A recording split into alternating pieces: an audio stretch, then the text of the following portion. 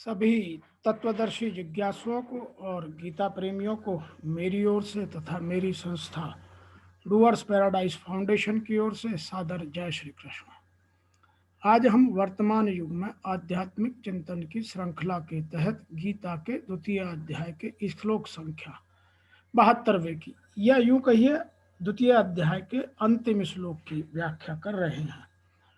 इस श्लोक में भगवान श्री कृष्ण ने जो ब्रह्म स्थित या जो ब्रह्मी स्थित व्यक्ति है जो उसकी व्याख्या करते हुए अर्जुन को समझाने का प्रयास किया और इस द्वितीय अध्याय का उपसंहार किया, जिसको ऋषि वेद व्यास जी ने अपने शब्दों में कुछ इस तरह से लिखा है।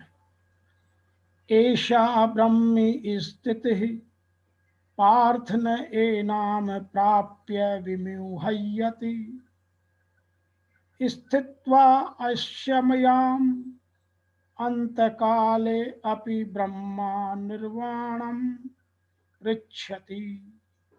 अर्थात हे अर्जुन, यह ब्रह्म को प्राप्त हुए पुरुष की स्थिति है।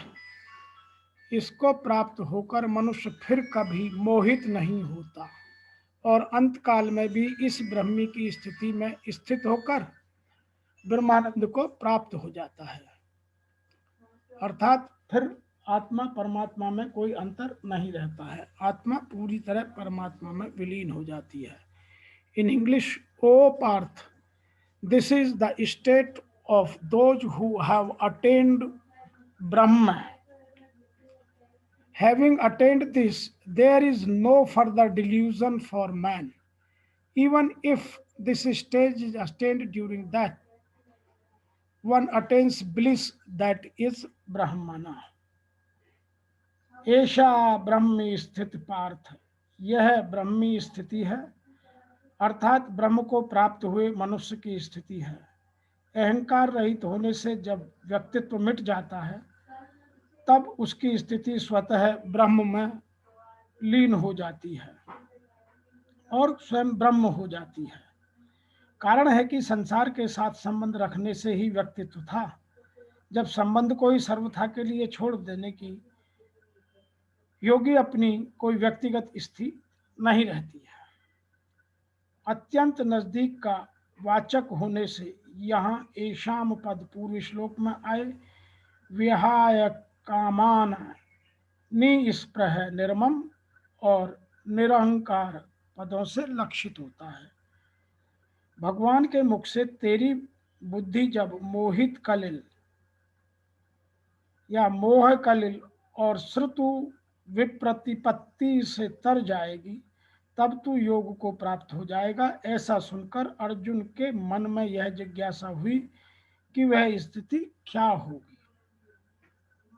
इस प्रकार अर्जुन ने स्थित प्रज्ञ के विषय में 4 प्रश्न किए। उन चारों प्रश्नों का उत्तर देकर भगवान ने यहाँ वह स्थिति बताई कि वह ब्रह्म स्थिति है। तात्पर्य है कि वह व्यक्तिगत स्थिति नहीं, अर्थात उसमें व्यक्तित्व नहीं रहता। वह नित्य योग की प्राप्ति है। उसमें एक ही तत्व रहता है। उस विषय की तरफ लक्ष्य बनाने या लक्ष्य कराने के लिए ही यहाँ पार्थ शब्द का संबोधन दिया गया है। नैनाम प्राप्य विमुह्यति, जब तक शरीर में अहंकार रहता है तभी तक मोहित होने की संभावना रहती है, परंतु जब अहंकार सर्वथा के लिए समाप्त हो जाता है या अहंकार का अभाव हो जाकर हम ब्रह्म की स्थिति में पहुंच जाते हैं या ब्रह्म का अनुभव हो जाता है, तब व्यक्तित्व टूटने के कारण फिर से मोहित होने की संभावना नहीं रहती। सतत और असत को ठीक से न जानना ही मोह है। तात्पर्य है कि स्वयं तत्त होते हुए भी असत के साथ अपनी एकता मानते रहना ही मोह है। जब साधक असत को ठीक तरह से जान लेता है तब असत से उसका संबंध विच्छेद हो जाता है और वह सतत में अपनी वास्तविक स्थिति का अनुभव हो जाता है। इस स्थिति का अनुभव होने पर फिर कभी मोह नहीं रहता। यह मनुष्य शरीर केवल परमात्मा प्राप्ति के लिए मिलता है, इसलिए भगवान ने यह मौका देते हैं कि साधारण से साधारण और पापी से पापी व्यक्ति क्यों न हो, अगर वह अंतकाल में अपनी स्थिति परमात्मा में कर ले, अर्थात जड़ता से अपना संबंध विच्छेद कर ले, तो उसे भी निर्वाण या ब्रह्म की प्राप्ति हो जाएगी, वह जन्म मरण से मुक्त हो जाएगा। ऐसी ही बात भगवान ने 7वें अध्याय के 30वें श्लोक में भी कही है कि अद्भुत, अधिदैव और अधियज्ञ भगवान ही हैं। ऐसा प्रयाण काल में भी मेरे को जो जान लेते हैं, वे मेरे को यथार्थ रूप से जान लेते हैं, अर्थात मेरे को प्राप्त हो जाते हैं। 8वें अध्याय के 5वें श्लोक में भी अनंत काल में मेरा स्मरण करता हुआ जो मनुष्य प्राण छोड़ता है, वह मेरे को ही प्राप्त होता है, इसमें कोई संदेह नहीं है। ऐसी व्याख्या भी आगे आएगी। दूसरी बात, उपयुक्त पदों से भगवान उस ब्रह्मी स्थिति की महिमा का वर्णन करते हैं कि उसमें यदि अनंत काल में भी कोई स्थित हो जाए तो वह शांत ब्रह्म को प्राप्त हो जाता है। जैसे संबंधों के विषय में भगवान ने कहा कि ये थोड़ा सा भी अनुष्ठान महान भय से रक्षा कर लेता है, ऐसे ही यहाँ कहते हैं कि अंत काल में ब्रह्मी स्थिति हो जाए या जड़ता से संबंध विच्छेद हो जाए तो वह निर्माण ब्रह्म की प्राप्ति हो जाती है। इस स्थिति का अनुभव होने से जड़ता का राग ही बाधक है। यह राग अनंत काल में भी कोई छोड़ देता है तो उसके बाद में वह स्वतः सिद्ध वास्तविक स्थिति का अनुभव करने लगता है। यहाँ यह शंका हो सकती है कि जो अनुभव उम्र भर नहीं हुआ वह अंतकाल में कैसे होगा, अर्थात स्वस्थ अवस्था में दो साधक बुद्धि स्वस्थ होगी, विचार शक्ति होगी, सावधानी होगी, तो वह ब्रह्म स्थिति का अनुभव कर लेगा। परंतु अंतकाल में प्राण छूटते समय बुद्धि विकल हो जाती है, सावधानी रहती नहीं है। ऐसी अवस्था में ब्रह्मी स्थिति का अनुभव कैसे होगा? इसका समाधान यह है कि मृत्यु के समय जब प्राण छूटते हैं तब शरीर आदि से स्वतः संबंध विच्छेद होता है। यदि उस समय उस स्वतः सिद्ध तत्व की तरफ लक्ष्य हो जाए तो उसका अनुभव सुगमता से हो जाता है। कारण है कि निर्विकल्प अवस्था में भी प्राप्ति तो बुद्धि विवेक आदि में आवश्यकता है, पर अव्यवस्थातीत तत्व की प्राप्ति में केवल लक्ष्य की आवश्यकता है। निर्विकल अवस्था प्राप्ति में अभ्यास, विचार, निध्यमाशासन आदि काम करते हैं। यह निर्विकल्प बोध अवस्थातीत ब्रह्मी स्थिति है। बुद्धि काम नहीं करती, उसमें बुद्धि छूट जाती है। कारण है कि निर्विकल्प बोध कारण के कारण निरपेक्ष है, अर्थात उसमें कारण की किंचित मात्र भी अपेक्षा नहीं है। उसकी प्राप्ति के कारण से संबंध विच्छेद हो जाता है। यहाँ अपीस पद का तात्पर्य है कि अंतकाल से पहले अर्थात जीवित अवस्था में वह स्थिति प्राप्त कर ले तो वह जीव मुक्त हो जाता है। परंतु अगर अंतकाल में भी स्थिति हो जाए अर्थात निर्मम निरंकार हो जाए तो वह भी मुक्त हो सकता है। इसका तात्पर्य यह हुआ कि स्थिति का तत्काल प्रभाव होता है। स्थिति के लिए अभ्यास करने की, ध्यान करने की, समाधि लगाने की किंचित मात्र भी आवश्यकता नहीं है। भगवान ने यहाँ कर्म योग के प्रकरण में ब्रह्म निर्वाणम पद दिया है। इसका तात्पर्य है कि जैसे सांख्य योग को निर्वाण ब्रह्म की प्राप्ति होती है, ऐसे ही कर्म योगी को भी निर्वाण ब्रह्म की प्राप्ति होती है। इसी बात को 5वें अध्याय में 5वें श्लोक में कहा गया है। सांख्य योगी द्वारा जो स्थान प्राप्त होता है वही स्थान कर्म योगी द्वारा भी प्राप्त हो सकता है। यहाँ दो बातें विशेष समझने की हैं, एक है जड़ और एक है चेतन। ये दो पदार्थ हैं। प्राणी मात्र का स्वरूप चेतन है, पर उसे जड़ का संग किया हुआ है। जड़ की तरफ आकर्षण होना पतन की तरफ ले जाता है और चिन्मय तत्व की तरफ आकर्षण होना उत्थान की ओर ले जाता है। अपना कल्याण करना है तो जड़ की तरफ जाने की मोह की मुख्यता होती है और परमात्मा तत्व की तरफ जाने में विवेक की मुख्यता होती है। समझने की दृष्टि से मोह और विवेक दो विभाग कर सकते हैं। अहंता ममता युक्त मोह एवं कामना युक्त मोह, सत असत का विवेक और कर्तव्य अकर्तव्य का विवेक।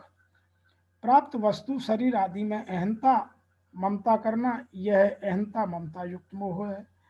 और अप्राप्त वस्तु घटना परिस्थिति आदि की कामना करना, यह कामना मुक्त मोह है। शरीर ही में अर्थात शरीर में रहने वाला अलग है और शरीर अलग है। शरीर ही सत है और शरीर असत है। शरीर ही चेतन है, शरीर जड़ है। इसको ठीक तरह से अलग अलग जानना सत असत का विवेक है। और यह कर्तव्य क्या है, अकर्तव्य क्या है, धर्म क्या है, अधर्म क्या है, इसको ठीक तरह से समझकर उसके अनुसार कर्तव्य करना और अकर्तव्यता का त्याग करना कर्तव्य अकर्तव्य का विवेक है। पहले अध्याय में अर्जुन को दो प्रकार के मोह हो गया था जिसमें प्राणी मात्र फंसे हुए हैं। अहंता को लेकर हम दोषों को जानने वाले धर्मात्मा हैं और ममता को लेकर ये कुटुंबी मर जाएंगे, यह अहंता ममता युक्त मोह हुआ। हमें पाप न लगे, कुल के नाश का दोष न लगे, मित्रद्रोह का पाप न लगे, नरकों में न जाना पड़े, हमारे पितरों का पतन न हो, यह सब कामना मुक्त मोह हुआ। उपयुक्त दोनों प्रकार के मोह को दूर करने के लिए भगवान ने दूसरे अध्याय में दो प्रकार के विवेक बताए हैं, शरीरी शरीर का और सत असत का विवेक और कर्तव्य अकर्तव्य का विवेक। शरीरी शरीर का विवेक बताते हुए भगवान ने कहा कि मैं तू और ये राजा लोग पहले नहीं थे। यह बात भी नहीं है कि आगे नहीं रहेंगे। यह बात भी नहीं कि हम सभी पहले भी थे और आगे भी रहेंगे, तथा ये शरीर पहले भी नहीं थे और आगे भी नहीं रहेंगे और बीच में भी प्रतिक्षण बदलते रहते हैं। जैसे शरीर में कुमार, युवा, वृद्धावस्था, ये अवस्थाएं बदलती हैं और शरीर मनुष्य के पुराने वस्त्रों को छोड़कर नए वस्त्र को धारण करता है, ऐसे ही जीव पहले शरीर को छोड़कर दूसरा शरीर धारण करता है। यह तो अकाट्य नियम है, इसमें चिंता की, शोक की कोई बात नहीं। कर्तव्य अकर्तव्य विवेक बताते हुए भगवान ने कहा कि क्षत्रिय के लिए युद्ध से बढ़कर कोई धर्म नहीं। अनायास प्राप्त हुआ युद्ध स्वर्ग प्राप्ति का खुला दरवाजा है। तू युद्ध रूप स्वधर्म का पालन नहीं करेगा तो तुझे पाप लगेगा, और यदि तू जय पराजय, लाभ हानि, सुख दुख के समान करके युद्ध करेगा तो भी तुझे पाप नहीं लगेगा। तेरा तो कर्तव्य कर्म करने में ही अधिकार है, फल में कभी नहीं। तू कर्तव्य फल का हेतु भी मत बन और कर्म न करने में भी तेरी आसक्ति न हो। इसलिए तू कर्मों की सिद्धि असिद्धि में सम होकर और समता में स्थित होकर कर्मों को कर्म कर, क्योंकि समता ही योग है। जो मनुष्य समबुद्धि युक्त होकर कर्म करता है वह जीवित अवस्था में ही पुण्य पाप से रहित हो जाता है। जब तेरी बुद्धि मोह रूपी दलदल को और श्रुत विप्र प्राप्ति को पार कर लेगी तो तू इस योग को प्राप्त हो जाएगा, अर्थात आत्मा का परमात्मा में विलीन हो जाएगा। और जब तक हम इस विलय की बात करते रहेंगे तब तक हमको इन चीजों को जानकर अपने जीवन में उतारना अत्यंत आवश्यक है। अतः आज के इस 72वें श्लोक से हमें निम्न शिक्षाएं मिलती हैं जिनको हम जीवन में उतारकर अपने जीवन को और उत्कृष्टता की ओर ले जा सकते हैं। वह है ब्रह्म को प्राप्त हुए पर उसकी स्थिति क्या है, वह भगवान ने बताई। नंबर 1, वह कभी मोहित नहीं होता, और मोहित नहीं होता वह दोनों तरह से, वह अपने कर्तव्य और अकर्तव्य दोनों को समझता है। नंबर 3, अंत काल में भी इस ब्रह्मी स्थिति में स्थित होकर, ऐसा नहीं है कि आप जीवन भर यदि नहीं हुए तो अंत काल में नहीं होंगे। यदि हम अभ्यास करें, चेष्टा करें, प्रयास करें तो हम अंत काल में भी इस स्थिति में आ सकते हैं और अपने आप को इस संसार से, इस भवसागर से पार कर सकते हैं और हम ब्रह्मानंद को प्राप्त कर सकते हैं। किंतु उसके लिए हमें इस शरीर और शरीरी के भेद को समझना अत्यंत आवश्यक है। हमें सत और असत को जानना अत्यंत आवश्यक है। अर्थात भगवान श्री कृष्ण ने अर्जुन को उसके चारों प्रश्नों के उत्तर देते हुए पूर्ण स्पष्ट करते हुए सांख्य योग की परिभाषा में पूरा उसको ज्ञान दिया। अब आगे भगवान भक्ति योग, कर्म योग, ज्ञान योग, अन्य योगों पर बात करेंगे। गीता के द्वितीय अध्याय के 72वें श्लोक तक की व्याख्या में भगवान ने 1 से लेकर के 72वें तक सांख्य योग का पूरा वर्णन किया। अब द्वितीय अध्याय समाप्त हुआ और उसकी अध्याय की समाप्ति पर हम यह बात कह सकते हैं, ओम तत्सदिति श्रीमद् भागवत गीतासूपनिषत्सु ब्रह्म विद्यायां योग शास्त्रे श्री कृष्ण अर्जुन संवादे सांख्य योगो नाम द्वितीयो अध्याय। अर्थात आज द्वितीय अध्याय यहाँ संपन्न हुआ।